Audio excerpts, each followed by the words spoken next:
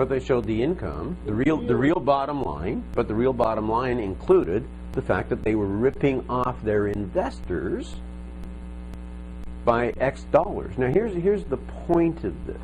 The point of this is the computation of net income is a huge factor in how much the building is worth.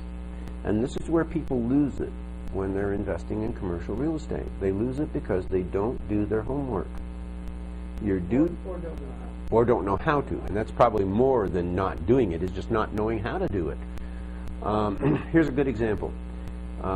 If you're going to buy a building and there's $100,000 in income from the building, and you're going to buy the building at a 10 cap, you want to get a 10% return on your money, then what's the most that you should be willing to pay for that building?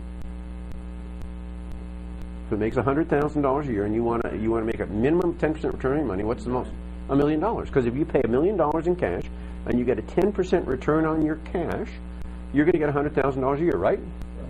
Okay, now let's take that same building, $1 million building, at a 10 cap, and say it's $100,000 in income, but in the income, they only reported a 5% vacancy when the vacancy factor in the area right now is 10. And they really have a 5% vacancy. And they really have a 5% vacancy. But the overall vacancy in the area is 10. What should you put into the NOI? 5 or 10? Why? Because that's what Because as tenants' leases come due, one of two things: you're going to either have to reduce your rent to keep them, or they're going to move out someplace else. But your building at some point in time, unless you're an incredible manager, will optimize to around what the market is. Isn't that true?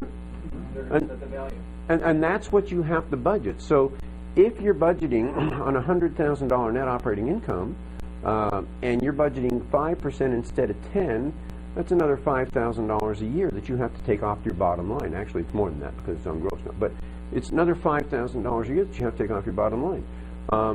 Let's say they manage it themselves, AKA.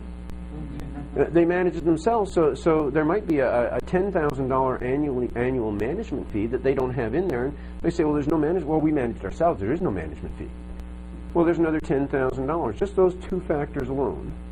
$5,000 that isn't off that should be in vacancy, and $10,000 that's not shown in a management fee because they manage themselves is $15,000 off the bottom line. So your net income went from $100,000 to $85,000. Could that happen easily? Yeah. It happens all the time. And now the building at a 10 cap is not worth $1 million anymore. What's it worth? $850. Because your income is 85, not 100. Does that?